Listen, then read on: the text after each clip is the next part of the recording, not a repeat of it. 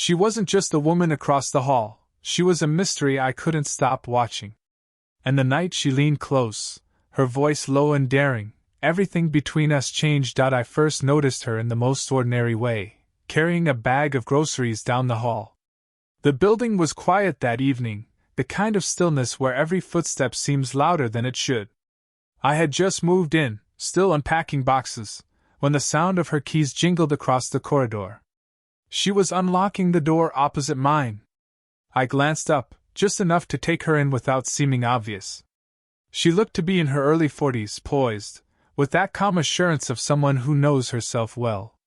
Her hair, tied loosely back, had a few strands falling around her face, catching the soft glow of the hallway light. She wasn't trying to be noticed, and maybe that's why I couldn't look away. When our eyes met, she offered the kind of smile that carried warmth but also distance, as though she was used to keeping people at just enough length. "New here?" she asked, her voice low, smooth, and unhurried. I nodded, suddenly too aware of how young I must have looked standing in front of her with a half-torn moving box under my arm. "Yeah. Just moved in this morning." Her gaze lingered a second longer than expected, as though she was quietly measuring me. Then she said, "Welcome. It's a good building. Quiet. You'll like it." With that, she turned the key, the faint sound of the lock clicking echoing down the hall. I thought that would be it, a polite introduction, nothing more. But as she pushed the door open, one of the grocery bags in her arms slipped slightly. Instinctively, I stepped forward. "Here, let me help." She hesitated for a fraction of a second before handing me the bag. Her fingers brushed mine, light but deliberate, and I felt a surprising warmth from such a small touch. It wasn't just the contact, it was the awareness that she noticed it too. Her eyes flicked up to meet mine briefly, then she let go. Inside her apartment, even from the doorway, I caught the scent of something familiar yet hard to place, vanilla with a faint trace of spice. The kind of scent that lingers in memory longer than you expect. She thanked me as I set the bag on her counter, her tone polite, but her gaze held a quiet weight, as though she wanted to say more but chose not to. "Good night," she said finally, the words soft but definitive. She gave a slight nod before closing the door with gentle finality. Back in my own apartment, the stillness felt different. The hallway seemed to carry her presence, the faint trace of her perfume still hanging in the air. It struck me how something so simple, a passing smile, the brush of her hand, could stir something I couldn't quite name. That was the first time we spoke, the first time I realized she wasn't just another neighbor. She was the kind of person who left an impression long after the door had closed. It didn't take long before another encounter pulled us back into each other's orbit. A few days later, I was coming home from work when I saw her in the lobby, standing beside two heavy bags of groceries.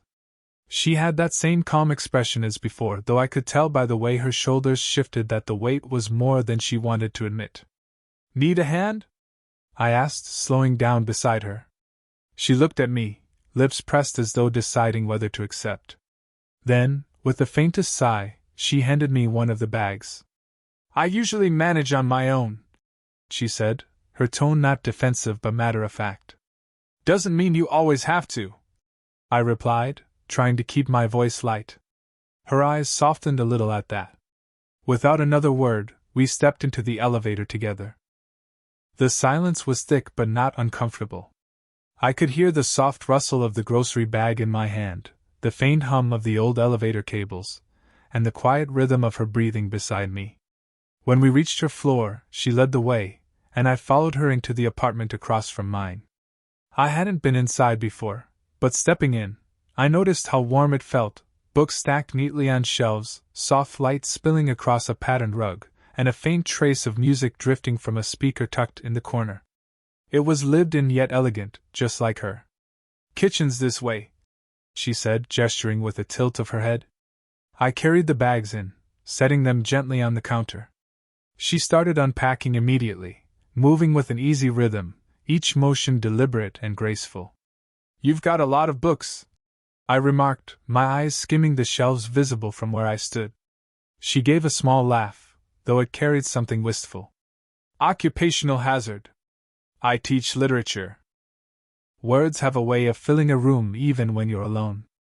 There was something in the way she said, alone, that made me pause.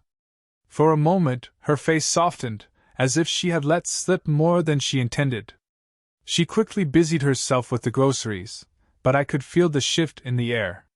You must be good at making stories feel alive, I said, offering the words gently, hoping to ease the vulnerability I sensed. Her lips curved into a quiet smile, though her eyes remained thoughtful. Stories are the only thing that remind us we're not as different as we think. Sometimes they say what we can't. I leaned against the counter, watching her as she spoke. There was an openness there, fragile but real. For the first time, I didn't just see her confidence. I saw the solitude beneath it, the part she rarely showed. When she finally looked back at me, her gaze lingered a moment longer than necessary. "Thank you for helping," she said softly. I smiled, suddenly aware of how close we were standing, her hand brushing lightly against mine as she reached for a jar. The touch was fleeting, almost accidental, but the silence that followed was full of something neither of us dared to name. That night, when I stepped back into my own apartment, I found myself replaying the smallest details, the way her voice dipped when she spoke of stories, the brief weight of her hand against mine. It was only the second time we had spoken, yet already she had a way of pulling me in without trying. A week later, I found myself knocking on her door. She had mentioned in passing that her kitchen faucet had been dripping, and I'd offered to take a look. Truthfully, I wasn't sure how much help I could be, but the chance to spend more time with her was reason enough. She opened the door with a smile that carried amusement more than surprise. "You came prepared?" she asked, eyeing the small toolbox I'd borrowed from a friend. "Or at least ready to make a convincing attempt," I said. Her laugh was soft, unguarded, and it tugged something loose inside me. She stepped aside, letting me in. The apartment was warm, lit by the glow of a single lamp. Music played low in the background, something smooth, with a slow rhythm that seemed to match the quiet pull between us. I crouched under the sink, trying to concentrate on the pipes, but I could feel her presence above me. The faint shuffle as she leaned against the counter, the rustle of fabric when she crossed her arms, the subtle trace of her perfume drifting down to where I worked, it was impossible not to notice. "You don't have to stand guard, you know," I said from under the sink, half teasing. "I like to watch," she replied, her voice playful, steady. When I glanced up, her eyes were glinting with something just beyond humor. I tightened a fitting and gave the faucet a test. The drip slowed, then stopped. "Looks like you're safe from midnight leaks now." "Impressive," she said, leaning in slightly, her arms still folded. Her gaze held mine unwavering. Then, with a smile that curved just at one corner, she added in a near whisper, "I like it rough." The words caught me off guard, hanging in the air with a weight I hadn't expected. My heart kicked hard in my chest, and for a second, I forgot how to breathe. But then she tilted her head toward the bottle of wine on the counter. "Cabernet. Bold, earthy, a little rough around the edges. Just how I like it." Her smile widened, and the teasing glimmer in her eyes told me she knew exactly what she was doing. I laughed, though it came out softer, shakier than I meant. "You had me wondering for a second there." She poured 2 glasses, handing me one. Her fingers brushed mine as she passed it over, deliberate this time, her touch lingering for a fraction longer than necessary. "Maybe I like keeping you off balance," she said, her voice low, smooth, edged with something that felt both playful and dangerous. The wine was rich, dark on my tongue, but it wasn't what I was tasting. It was the closeness of her, the way her shoulder brushed mine as we sat at the counter, the heat of her presence pulling me in. We talked about books, music, the small oddities of neighbors in the building. Yet beneath every word, there was an undercurrent, a tension neither of us named but both of us felt.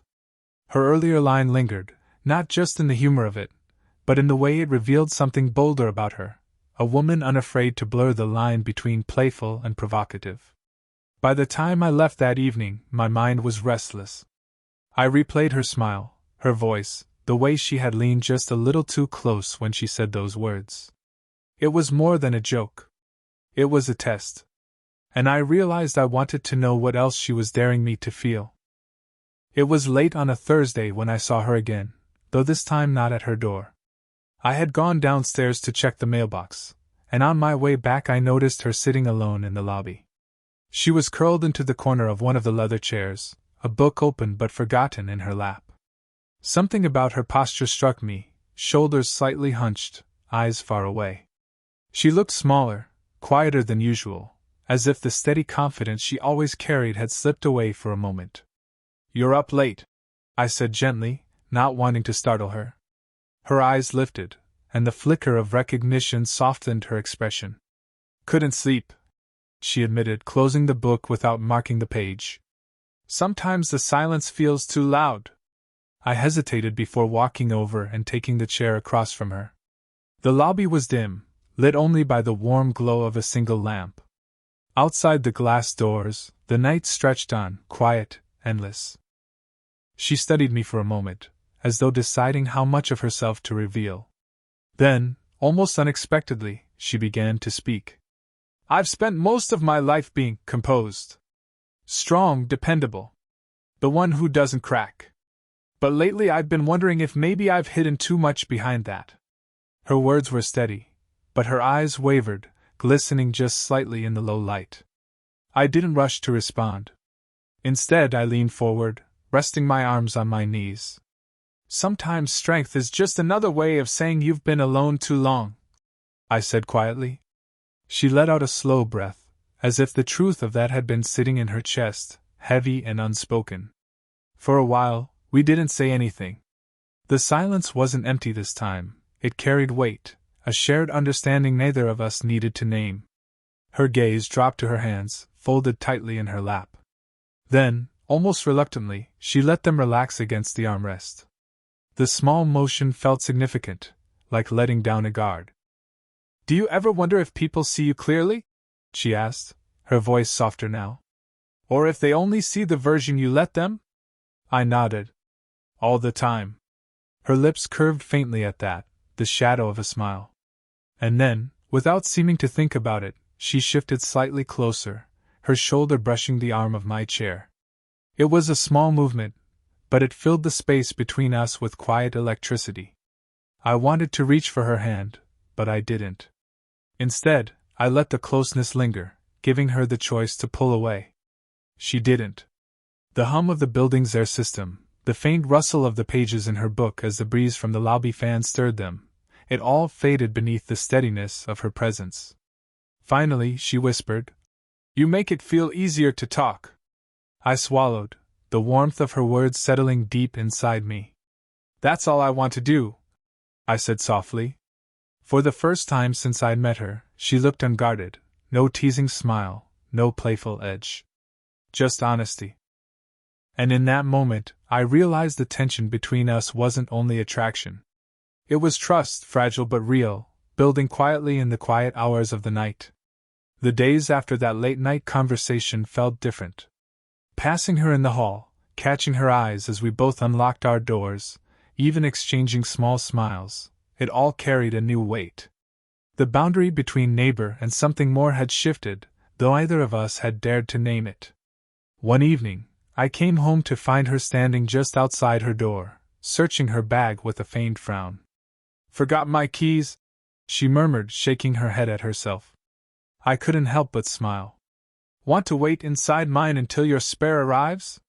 Her eyes lifted to mine, considering, and then she gave a small nod.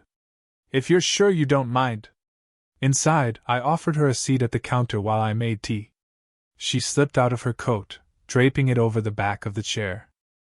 The sight of her there, in my space, surrounded by the half-unpacked books and scattered mugs of a bachelor apartment, felt oddly intimate. "You're still settling in," she said, her eyes tracing the boxes along the wall. "Yeah. Haven't had the heart to finish it yet," I admitted. Her smile softened. "It takes time to make a place feel like yours." We sat across from each other, steam curling from the mugs between us. Conversation flowed easily, about music, travel, the funny quirks of neighbors we both noticed. But beneath every word was that same undercurrent, the quiet pull neither of us could deny. At one point she grew quiet, her eyes resting on the rim of her cup. "It's strange," she said softly, "how quickly comfort sneaks up on you. You can live beside someone for years and never speak. And then one day, someone new walks in, and suddenly the silence feels different." Her words reached me deeper than I expected. Without thinking, I reached across the counter, my hand brushing against hers. She startled slightly, her gaze flicking up to mine, but she didn't pull away. Instead, she let her fingers rest beneath mine, tentative but open. For a moment, we stayed like that, either speaking. My palm was warm against her skin, and I could feel the faint tremor of her hand before she turned it, letting our fingers slide together. The motion was slow, deliberate, like an unspoken answer. Her thumb traced lightly along my knuckle, a subtle gesture that carried more weight than any words could. My chest tightened, not with fear but with something far more fragile, the knowledge that she trusted me enough to let me in, even if just a little. When she finally looked up, her eyes held that same guarded strength I had seen before, but now there was vulnerability beneath it, something rare, something she didn't show easily. I squeezed her hand gently, no pressure, just presence. She exhaled, a soft breath that seemed to let go of something heavy, and for a moment, the world outside didn't exist. It was only the sound of her phone buzzing, a message, probably her spare key arriving, that broke the spell. She withdrew her hand slowly, lingering until the very last second before letting go. And though the touch ended, the warmth of it stayed long after. Weeks had passed, and our evenings together had become a quiet ritual. Sometimes it was sharing a bottle of wine in her kitchen, other times long walks under the street lights where the city seemed to shrink around us. Every encounter felt effortless yet charged, the air between us thick with something neither of us named. One Friday evening, I found myself standing outside her door, a subtle nervousness tugging at my chest. We had spent the night cooking together earlier, laughing as we fumbled over a recipe either of us had mastered. As the evening wound down, we found ourselves lingering longer than usual in the hallway, either wanting to retreat into the safe isolation of our apartments. She opened the door slightly, just enough for the warm lamplight to spill into the corridor. Her eyes met mine, holding a question I didn't yet have words for. "Are you staying for a moment?" she asked, her voice quiet but deliberate. I nodded, stepping closer, careful not to crowd her, though the distance between us already felt too small. The subtle shift of her weight, the way her hair brushed the curve of her neck, drew my gaze despite myself. Every detail felt amplified, the faint scent of her perfume, the soft rustle of her clothing, the way her eyes searched mine as if waiting to see how I'd respond. There was a pause, a moment stretched thin with anticipation. Neither of us spoke, and yet everything was being said in the way we breathed, in the slight inclinations of our bodies. I noticed her fingers brush against the doorframe, a nervous habit perhaps, and it tugged at something inside me, a mix of desire and the delicate responsibility I felt toward her trust. She shifted slightly, as if contemplating whether to step back or invite me in. Her eyes softened, the usual spark of playful mischief giving way to a rare vulnerability. The tension was palpable. I could feel it coiling like a quiet storm between us. For a heartbeat, I imagined pulling her close, letting my hands rest lightly on her waist, feeling her warmth against me. But I waited, letting the moment hang in the air, giving her the choice to bridge the final space. She didn't pull away. Instead, her breath caught softly, and the faintest smile tugged at her lips, a silent acknowledgement of what we both wanted but had not yet dared to claim. The elevator dinged somewhere down the hall, distant, irrelevant. Our attention was consumed entirely by the space between us, by the possibilities hanging in that narrow hallway. The warmth of her presence pressed close, yet she maintained that fragile balance of control, reminding me why I had been drawn to her from the first glance. Finally, she took a single, deliberate step toward me, closing enough distance to erase the remaining air between us without breaking the tension entirely. I could feel the quiet electricity in her movement, the way her eyes locked with mine, daring me to lean in, to bridge the final gap. It was a moment of exquisite anticipation. either rushed nor forced. Every detail mattered: the subtle rise and fall of her chest, the way her hair fell just so over her shoulder, the faint warmth of her hand as it brushed against mine again. In that silence, I realized that the peak of our tension was not in grand gestures, but in the quiet acknowledgement of everything we had been holding back. And in that instant, I knew nothing would ever feel ordinary again. The days after that night in the hallway carried a different rhythm. Passing her door no longer felt like a gamble with tension. It was a quiet promise that something unspoken yet profound had begun between us.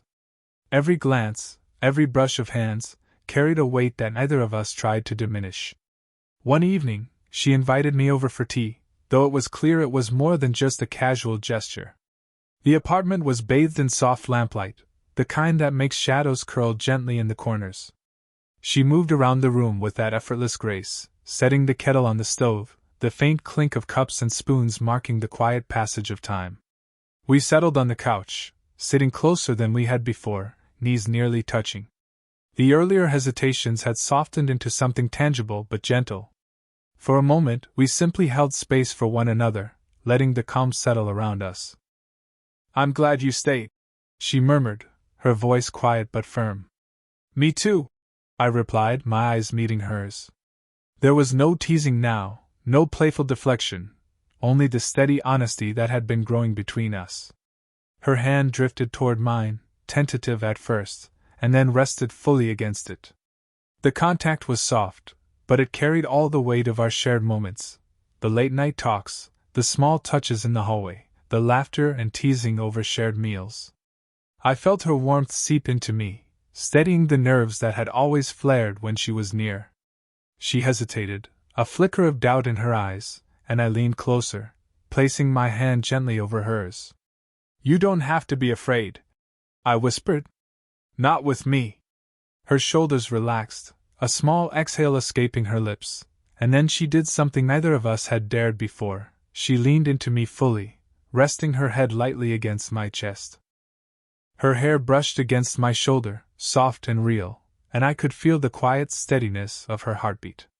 I wrapped my arms around her, not to claim, but to hold, letting her weight rest comfortably against me. The warmth of her body, the faint scent of her perfume, the rhythm of her breath, it all came together in a moment that felt suspended outside of time. We didn't need words. Every small gesture spoke volumes. She pulled back just enough to meet my eyes, and in that look, I saw the trust, the relief, the quiet joy of finally being seen without pretense. The age, the past, the fears, they all melted into insignificance because what we had was real, tender, and earned. We spent the rest of the evening talking softly, occasionally laughing at nothing in particular, the simple comfort of each other's presence filling the room. When I finally left, we lingered at the doorway, hands brushing once more, a silent promise lingering in the air. That night, walking back to my apartment, I felt a sense of warmth I hadn't known I was capable of feeling. Our connection was no longer just an unspoken tension, it was a steady, growing intimacy. It wasn't about rushing or giving in to fleeting impulses. It was about being present, patient, and fully alive in each other's company. And I realized, as I turned the corner toward my door, that what had begun as curiosity across the hall had grown into something enduring, a bond built on trust, affection, and the quiet courage to let ourselves feel everything we had been holding back.